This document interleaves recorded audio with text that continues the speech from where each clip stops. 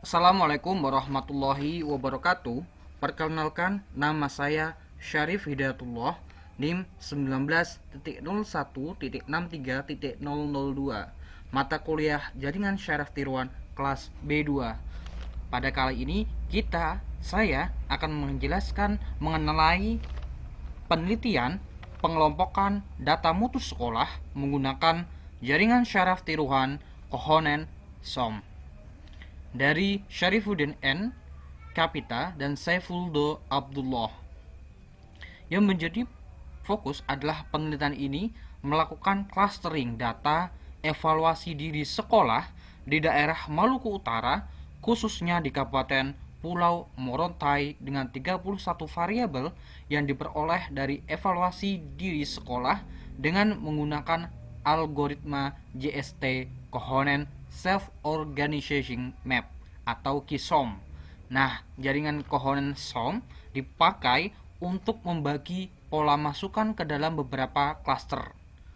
Hasil clustering dengan algoritma Kohonen SOM menunjukkan bahwa 4 klaster terbaik dengan Davis-Baldwin Index atau DBI yang diperoleh pada jenjang SD, yaitu 1,6667, kemudian learning rate 0,3, dan MSE 67 dikali 10 pangkat min 8.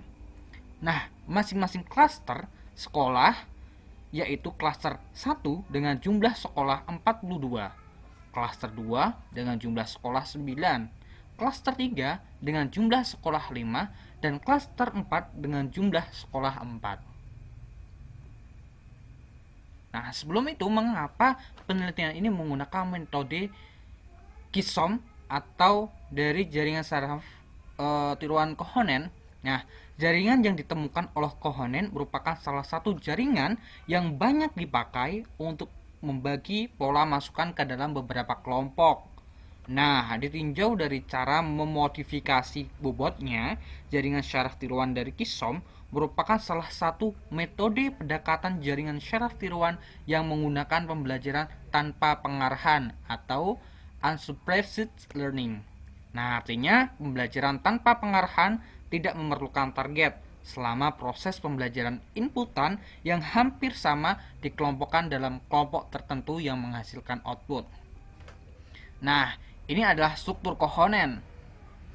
Ya, ada tahap 1, kemudian tahap 0, tahap 1, tahap 2, tahap 3, tahap 4, tahap 5, tahap 6, sampai tahap 8, sampai uji kondisi berhenti.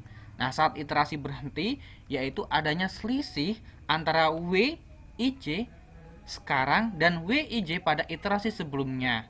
Penghentian iterasi adalah selisih antara WIJ saat itu dengan WIJ pada iterasi sebelumnya.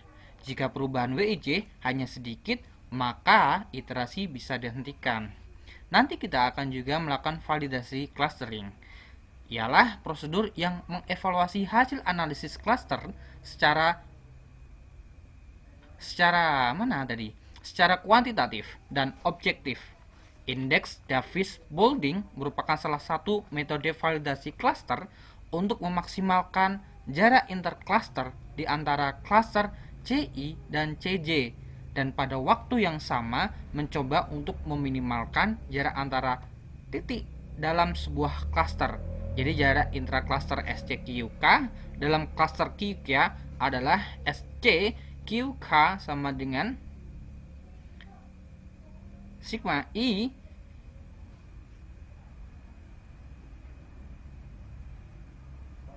nilai mutlak dari XI kurangi CK per NK. Nah, dengan NK adalah banyaknya titik yang termasuk dalam cluster QK, dan CK adalah centroid dari cluster QK, di mana jarak intracluster didefinisikan sebagai DKL sama dengan nilai mutlak dari CK kurangi CL. Dengan CK dan CL adalah centroid cluster K dan cluster L. Di lain pihak, indeks Davis-Baldwin didefinisikan sebagai pada rumus yang seperti ini nih. Ya. Dengan NC adalah banyaknya cluster. Nah, skema clustering yang optimal menurut indeks David Blanding adalah yang memiliki David Blanding minimal. Nah, ini atribut-atribut dalam yang digunakan sebagai evaluasi diri sekolah yang mencakup 6 standar nasional pendidikan. Ada standar kompetensi kelulusan, bisa dilihat di sini ada prestasi siswa, lulusan hingga lulusan memiliki kemampuan mengamati, bertanya, untuk berpikir. Kemudian ada standar isi. Kemudian ada standar proses. Oh, ini dari evaluasi diri ya, bukan dari mutu pendidikan.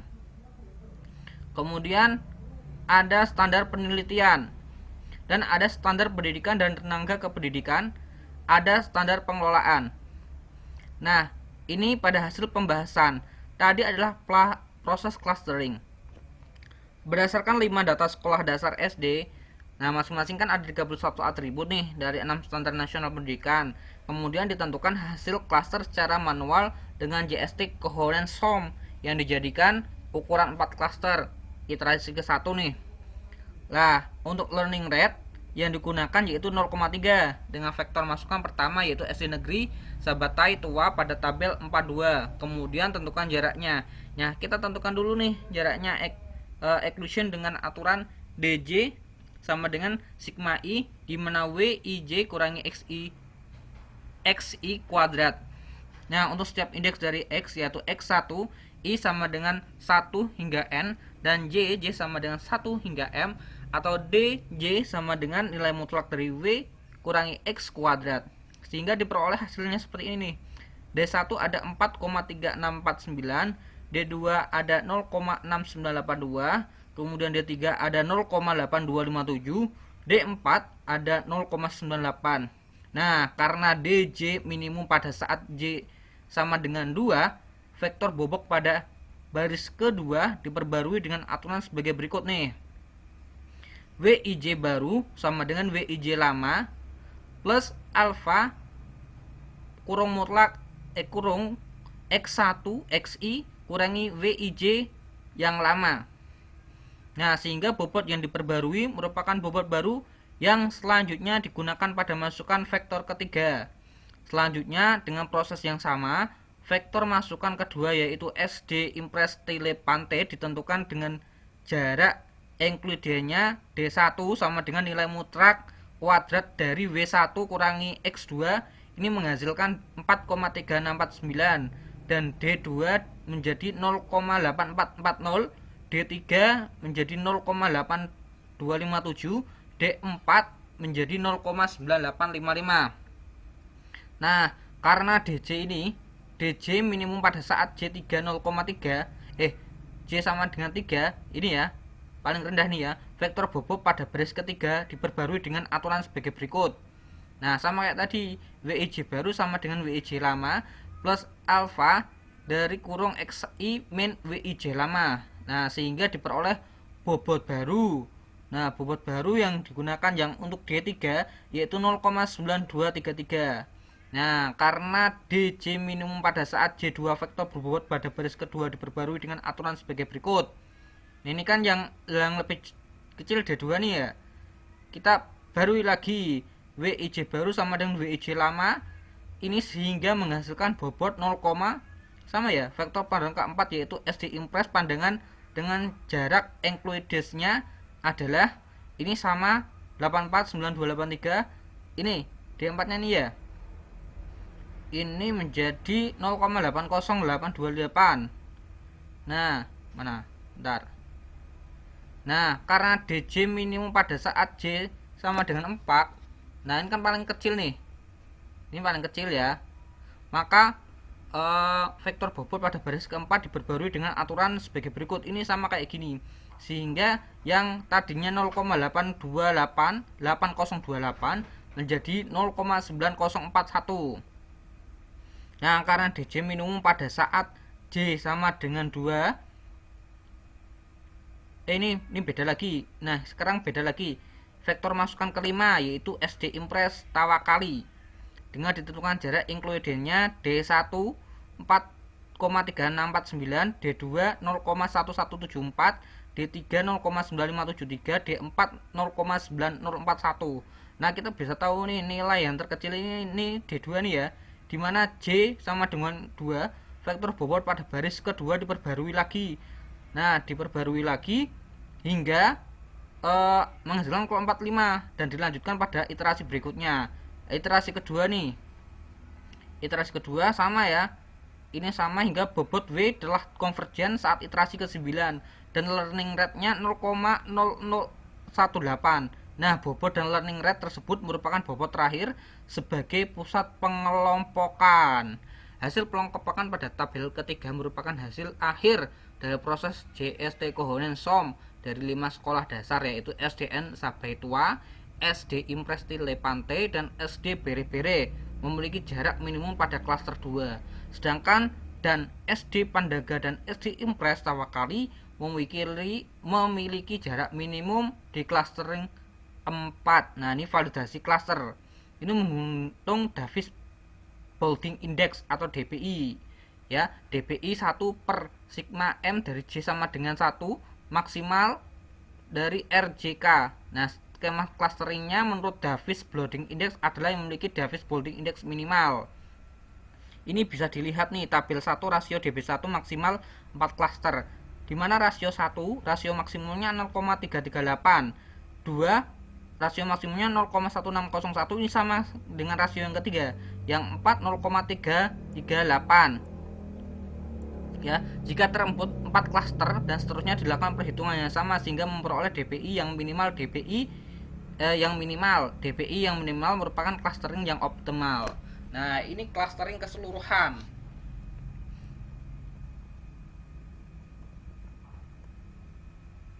Iya, benar ini. Dapat dilihat pada klaster 1 hingga klaster 5. Klaster 1 pada iterasi berhenti pada iterasi ke-11, ya. Kemudian kedua berhenti di 10. Ini 10 9 9, ini di MSI sama DBI-nya.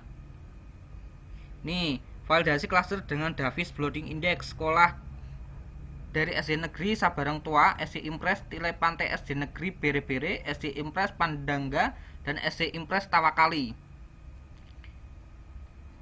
Nah, berdasarkan tabel 2 di atas, 3 klaster yang terbaik berdasarkan validasi DPI dengan nilai rendah yaitu 1,667. Ini ya, yang iterasi berhenti ke-9 ini, sehingga dapat disajikan dalam tabel keempat sebagai berikut. Nah, ini clustering ke-1, 2, 3, 4 dengan total. Nah, jumlah SD-nya clustering 1 ada 42.